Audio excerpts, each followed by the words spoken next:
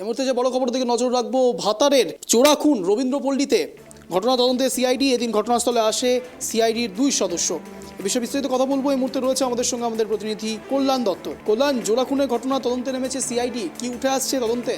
দেখো অঞ্চল, প্রথমে যেটা বলে রাখবো যে গত 18ই ডিসেম্বর পূর্ব বর্ধমান জেলার ভাতারের রবীন্দ্রপল্লীতে নিজেদের বাড়িতে খুন হয়েছেন কিন্তু এক বৃদ্ধ দম্পতি, যাদের নাম যেটা আমরা জানতে পেরেছি অভিজিৎ যশ ও ছবিরানী যশ।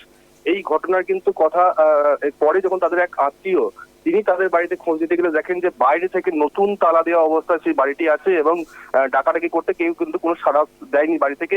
পরে তিনি ভাতার থানায় কিন্তু অভিযোগ দায়ের করেন। ভাতার থানায় গিয়ে যখন অভিযোগ দায়ের করেন তারপরেই কিন্তু পুলিশ সেই ঘটনাস্থলে পৌঁছায় এবং ঘর খুলতেই দেখা যায় যে তারা রক্তাক্ত অবস্থায় বাড়ির মধ্যে পড়ে রয়েছেন এবং তারপরেই কিন্তু পুলিশ অতি দ্রুততার সাথে তদন্তে নামে এবং বেশ কয়েক ঘন্টার মধ্যেই কিন্তু 3 জনকে নাগালে পায় পুলিশ। যেটা আমরা জানতে পেরেছি যে ওই 3 জন অভিযুক্তই কিন্তু হচ্ছে তাদের আত্মীয়, অর্থাৎ যিনি অভিজিৎ যশ, তার শালী, সেজ শালীর মেয়ে এবং তার 2 সন্তান কিন্তু এই কাণ্ড ঘটিয়েছে বলে পুলিশ সেটা সাংবাদিক বৈঠক করে জানিয়েছে। তারপরেই কিন্তু তাদেরকে গ্রেপ্তার করা হয়।